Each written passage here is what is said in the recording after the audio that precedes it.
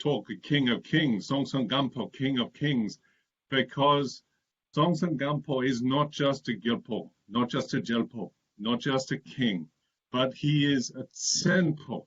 He was a Tsenpo, an emperor. And he was emperor of the Tibetan Empire. 1,300 years ago, the Tibetan Empire, sometimes called the Purgyal Empire, dominated Central Asia. It was the most powerful military force in Central Asia. And so it was also one of the great Buddhist centers of Asia at the time and later. Now, can I have the next slide? Recording is on.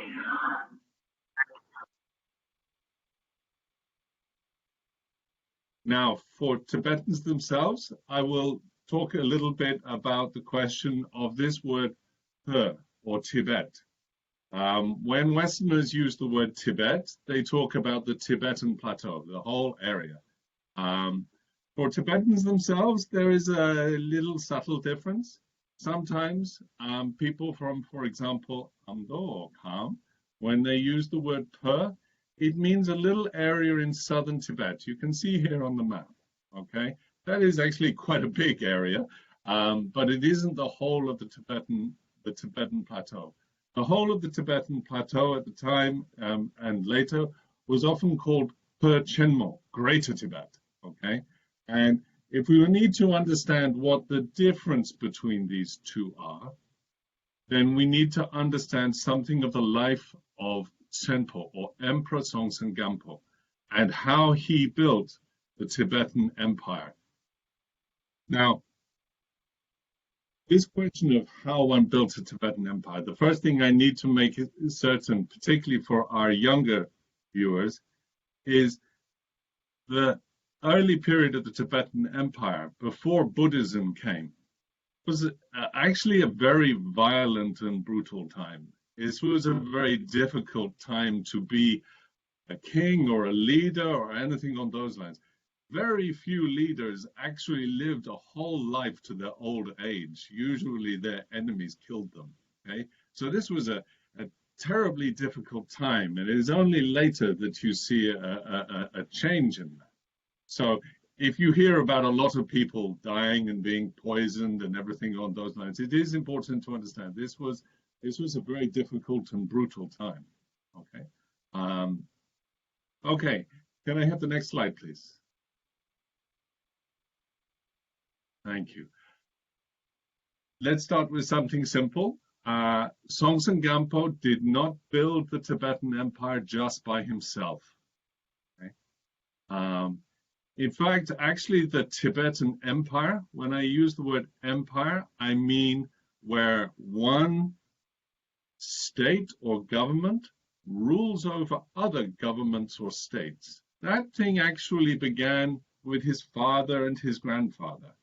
And Songtsen Gampo inherited it, expanded it, and made it strong and stable as a system. So to understand this, we need to know something a little bit about his father, Namri Songtsen, and his grandfather, Takbu Nyazig. Okay, and how between them they founded the Tibetan Empire and set aside that whole area that we now call Tibet. Okay, next slide, please.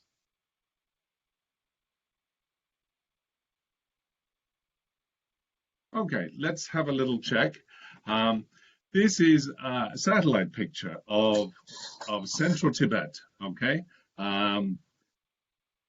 Since all your microphones are muted, we will just run through. If you see the big lake at the top there in the middle, that is, of course, Namtso Lake. If you see the lake that looks like a scorpion down at the bottom, that is Yamdrokso Lake. The line that crosses across the bottom of the page, that line is a huge valley within which is the Yarlung Tsangpo River. And up above it, on the right-hand side, you can see the Kishu River. Just if you Point with the thing. There we go. There's the Kishu River, and where Lhasa is today. Now down a bit. There we go. That's Meldro. That is the Yalang Tsangpo. And over to the right-hand side, just where the cursor is right now, over to the right-hand side, just go left a bit. There we go. Perfect. This is the place called Yalang, okay? And here is where the history of Tibet, as it stands now, really, and the Tibetan Empire really begins. The Yalang Valley is a sort of very beautiful, sunny valley in southern Tibet. It has two sections to it. One is the Yalang Valley, the other is the Chongye region. And here, the first king of the Yalang dynasty, of the Pergyal dynasty, really turned up and is the first. His name was Nyatri Tsempo, and he is said to, we don't know, he is said to come from the sky, maybe from India, maybe from eastern Tibet. We're not entirely sure. There is great debate about this. And became the first Tsempo or emperor of the Yalang dynasty. Really a king, to be honest. Okay. Now, Songtsen Gampo was the 33rd king of this dynasty. So a long time has passed. And when Songtsen Gampo came into this world, roughly speaking, at the beginning of the 7th century, we have some debate about precisely when he was born. We know he was born in Gyama, near Lhasa. We know that it was at the beginning of the 7th century, maybe 605. We're not sure, because we know he was born in the ox year. But there is some debate about precisely what year he was born. He inherited an empire from his father that was in terrible trouble. So let's understand this, because he held it all together, he put it back together, and he expanded it to include all of the Tibetan plateau. Okay, can I have the next slide? Thank you. Okay, let's look at what central Tibet looked like at the time of Songtsen Gampo's grandfather, Takpo Nyazig. Okay, you can see there in the green, that is the Yalang Valley area. Okay, to its north is another kingship, another kingdom called the Nepo kingdom. Okay, to the west we have Tsangpo, which was under Marmong, a king at the time, and way out in the west, over in the green there, we have Shangshung. Okay, the Shangshung was probably at the time the largest political community on the Tibetan plateau. Maybe we call it an empire, maybe we call it a confederacy. It's difficult to work out. There's a lot of new research being done on this by some very, very good scholars. And the Shangshung were really the dominant force in Tibet at the time. And the Yalang Valley, where Takpo Nyazig was born, he was born quite close to the town of Chongye, where the ancient Tibetan kings were buried. That's why his name is Takpo. He was born of the Tatse castle in Chongye, and he came to a world where the Shangshung Empire was very strong, and most of the kingships around it, including a little bit the Yalang kingship, were really just like little satellites of Shangshung, okay? Particularly the Nepo kingdom to his north. This was ruled by a man called Gudri Jinpoche, okay? And Gudri Jinpoche was a strong ruler, but not a very popular one. In particular, he made a lot of enemies by making very partial legal decisions.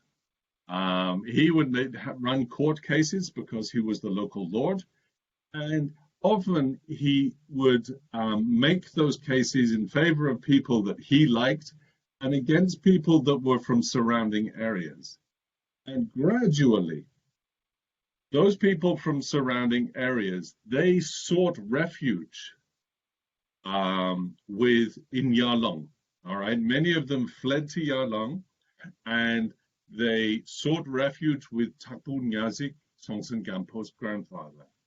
And finally, one day, they held a secret meeting in Taksei Castle in Cheongye.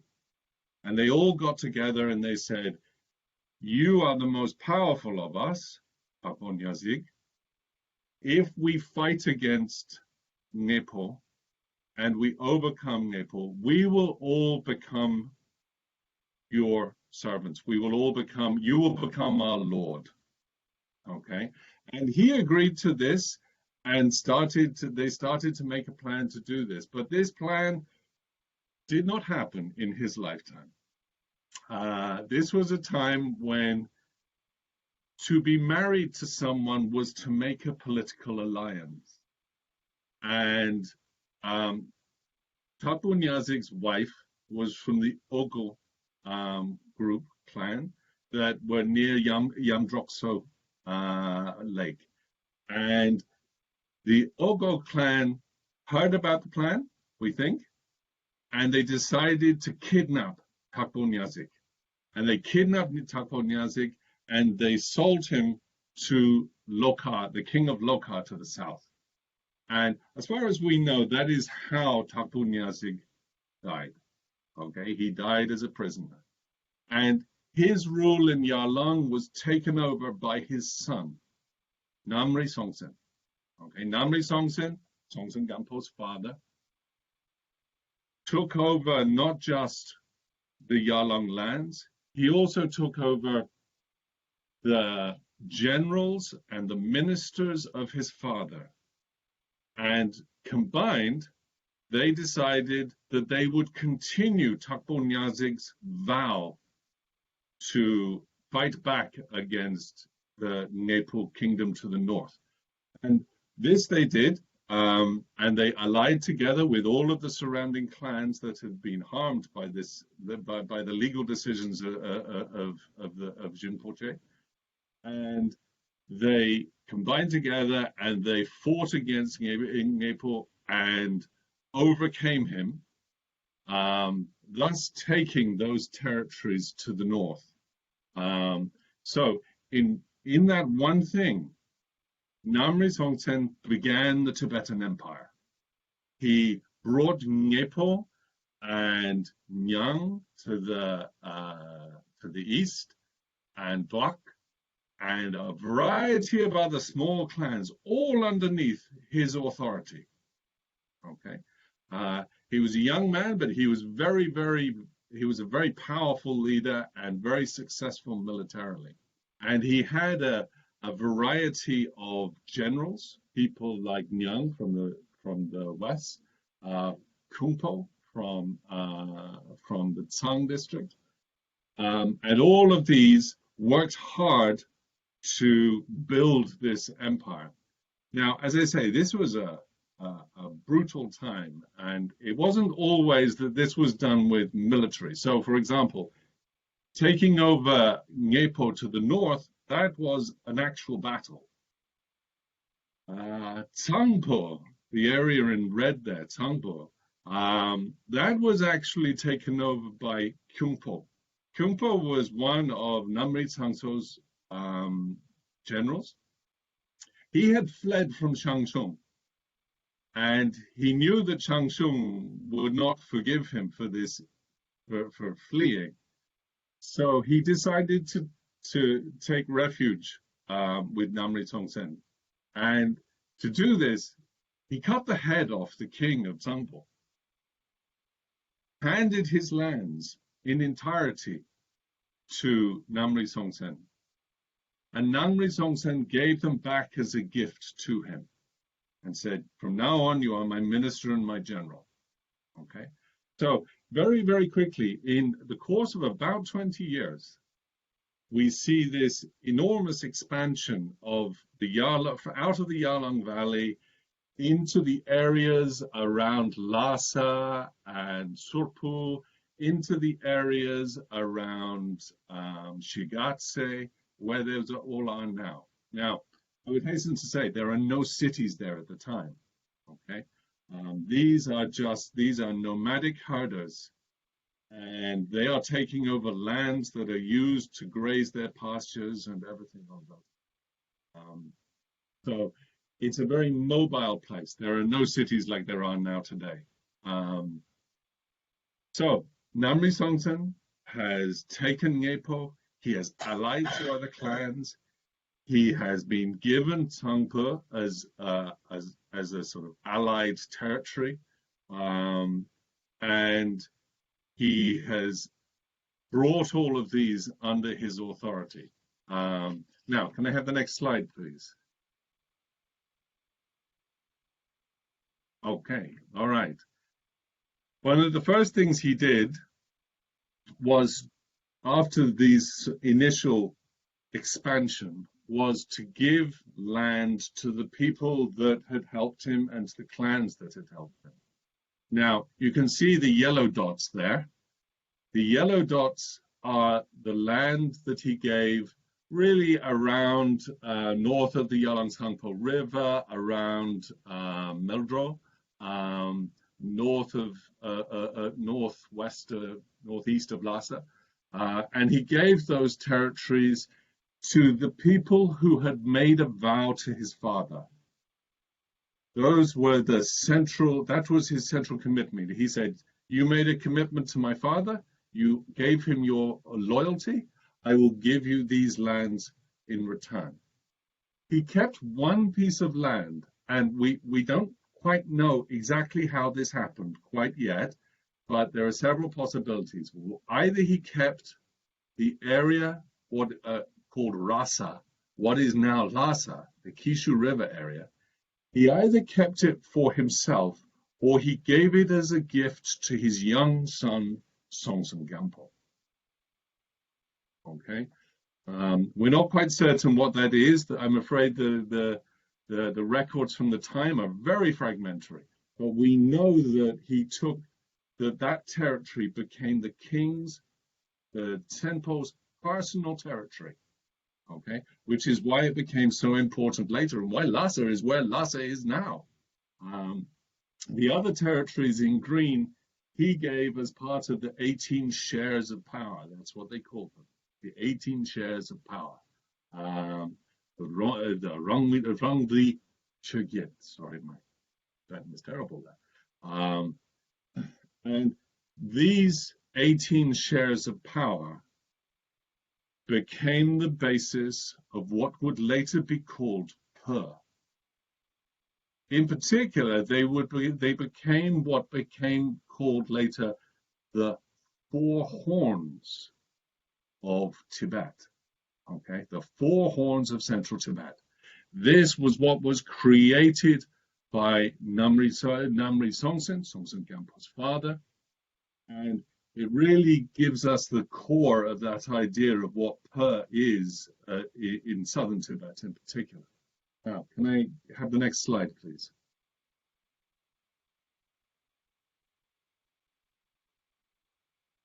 Okay, now later, that's what they become called. That area that you can see in southern Tibet there becomes that idea of the Four Horns of Central Tibet.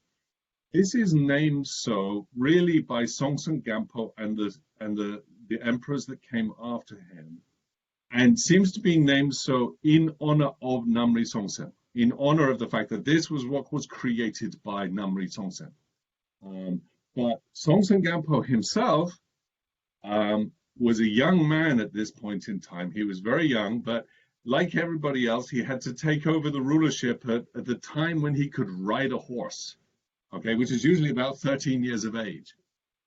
This actually happened for Songtsen Gampo, as far as we can see, potentially even younger. Why? Because Namri Songtsen he may have expanded those territories, but this was a difficult and dangerous time. And many of the areas in those 18 shares of power rebelled against him. And Namri Songtsen himself was poisoned and died. So this is how Songtsen Gampo came to power as a military leader.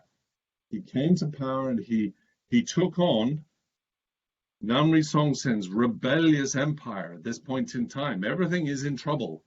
And he took on his ministers, Kyungpo and Nyang.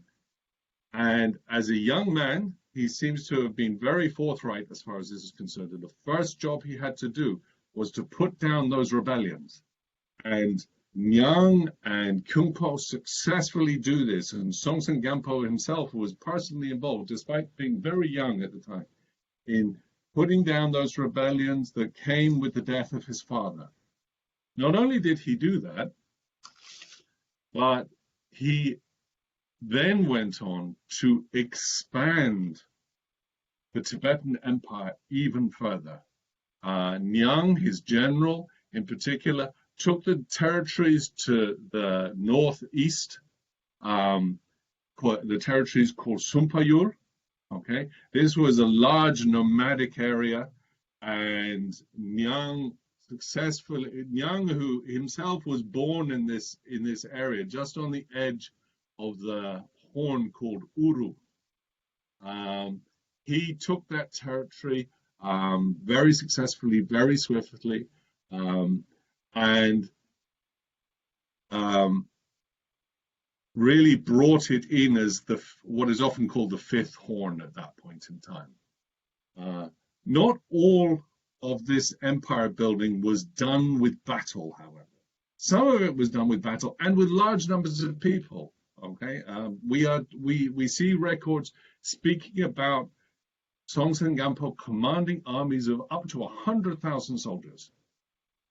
But some of it was actually done with diplomacy, and some of it was done with a little bit of trickery as well. So, for example, Songtsen Gampo had a sister. Songtsen Gampo's younger sister was married away to the king of Shangshung. But the king of Shangshung apparently treated her rather badly. He already had a wife, and he kind of preferred his other wife. And the new wife was like put out in the cold. Songtsen Gampo's sister was put out in the cold. She was extremely unhappy with this. And eventually, when the king of Shangshung was making a long journey across the four horns of Tibet, she gave a signal to Songtsen Gampo's armies, and they descended upon the king of Shangshung. They beat his soldiers. The king of Shangshung was executed, and the Tibetan Empire expanded to take all of Shangshung, all of Western Tibet.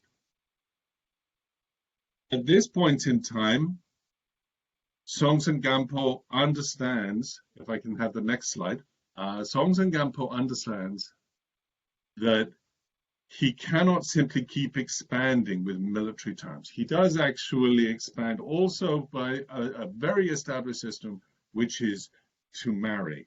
Okay. Actually, Songtsen Gampo, we often hear in Tibetan histories, we hear about Songtsen Gampo's two foreign wives. Okay, he had two foreign wives.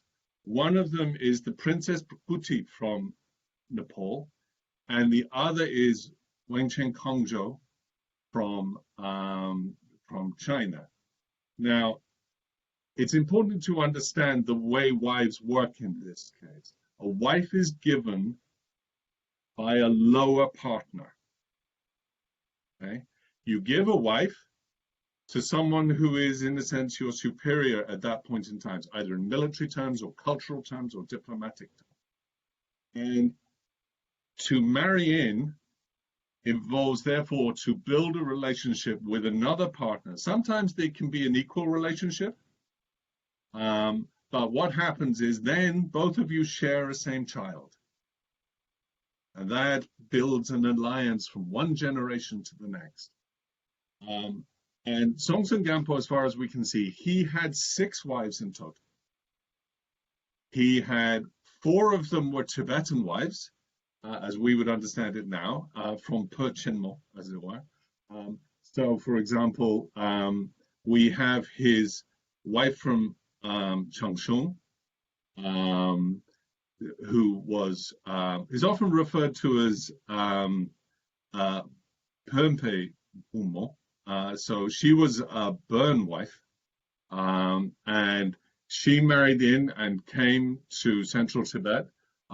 We have up from the northern territories, way up in northeast Tibet, around what is now Kokonor. We have Pogmong, and she was married in as part of an alliance. From Kham, what is now Kham, we have Ruyongtong. But also on top of this, we have one, as far as we can see, because there are very few records, from Liyul, or what is called Khotan, way up there on what is now the Tarim Basin. We also have, of course, these two other wives. The two other wives, the Nepalese and his Nepalese and Chinese wives, seem to be quite late. They are quite late in Songtsen Gampo's life. Indeed, as far as we can tell from the records at the time,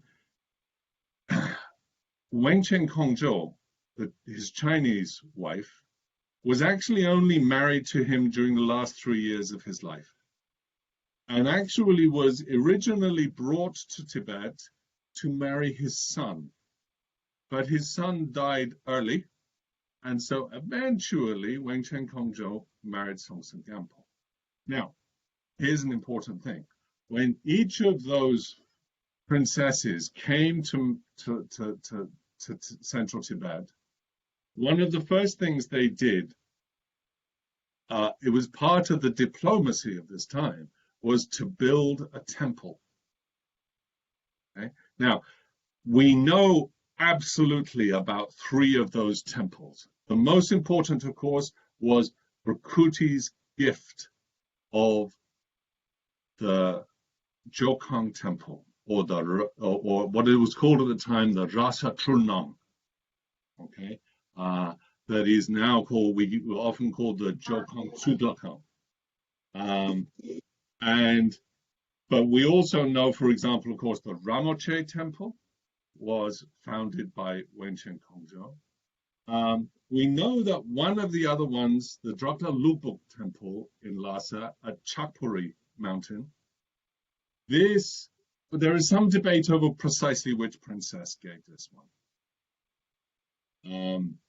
So we're not sure. Some of the others, so for example, the Changshung princess gave a temple called the Migmang Temple, but we don't know, we haven't got archaeological records for that. I'm still hunting. Maybe we will find it soon. So we know that there is a list, particularly in the later medieval documents. There are several lists as to all of these temples. So Lhasa as a place begins to become a place of temples. It belongs to the emperor. It's important to understand here, again, the emperor, this is not his city.